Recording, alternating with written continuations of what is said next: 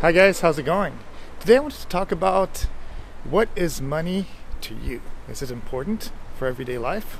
Well, obviously we live in a city, and the city requires money, and it requires rent, and it requires you buying stuff, or even purchasing houses, cars, clothes, and all that stuff. So what is money to you? Well, to me, it basically gives you a lot of freedom in some way. It allows you to do what you want, when you want it. If we had an infinite amount of money, I don't know if people would work the same way that they would work. They would definitely not be in an office all day long because there's so much to explore on this earth and in this world.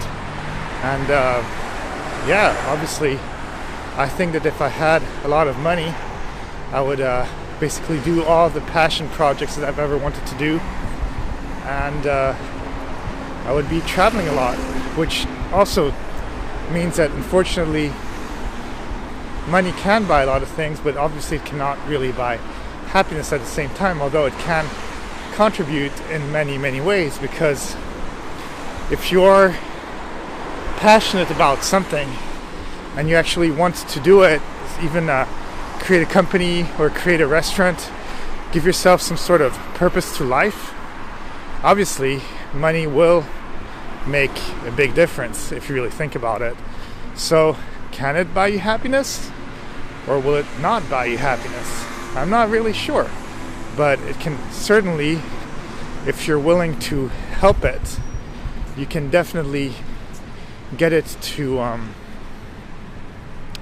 bring you much more joy with a little bit of help. Because the thing that we are kind of slaves to is the way that the society works, because it's made by people who have a lot of money. So when you actually have all that money, what they have is because they have so much money, they are slaves to their own money, because they're trying to all the time continue to have more, even though they already have 10 times more than what they want, because they have a certain standard of living. And by standard of living, that means that they want to have all these physical objects, these huge houses, these huge cars. They want to have servants that do stuff for them. But because of that, they are slaves in some way, because all they do is work, and accumulate more wealth. But in order to do what? I don't know. It kind of becomes like a collection. When do you stop in some way? Because there's always more to collect. So are you the person who likes to collect and be happy with what you have and actually use it? Or do you want to collect so much that you just gotta catch all the money, get all the money, and then it doesn't really make any difference to you? So that's where it gets a little bit complicated, you know. So to me, obviously, I think that for someone who's not super wealthy and stuff, money would give me a lot of benefits. For example, I have a few injuries and stuff like that, and being in America and the way that the healthcare system sucks, I'm not able 100% to take care of these things. So I go to Europe and I get MRIs there and I go see doctors there. But if I had the money, then I could have access to all these high level facilities in America and actually be able to get that taken care of without kind of putting my life on pause in some way, just so that I can see other things. So obviously I think money is very important. Is it right? I don't know. After all, in some way, we actually have so many abandoned properties, so much wasted food, so much abundance of stuff that actually it could last us centuries and centuries. And we don't need all that.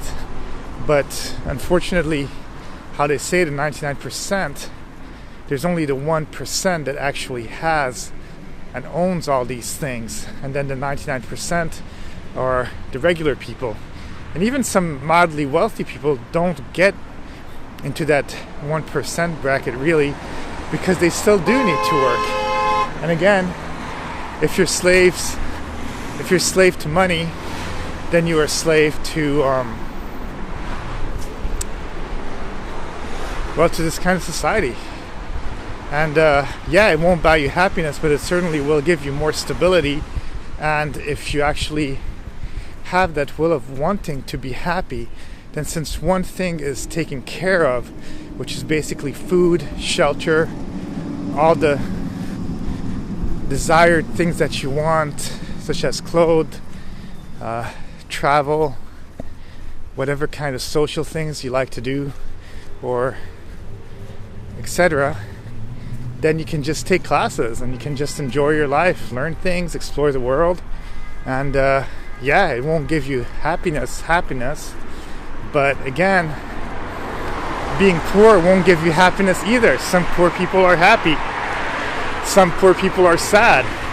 So I'd much rather be a wealthy person with money and be sad than a poor person with no money and to be sad, because if I can snap out of that little vicious circle of sadness, then I might actually be able to create happiness again. But if you're really, really poor and sad, then what happens is that actually you basically turn to other things.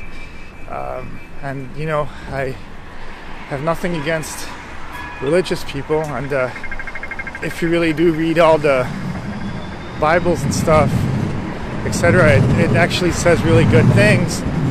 But at the same time, I feel that the poorer you are, the more religious you might get, because you actually tell yourself, well, there has to be something better than this.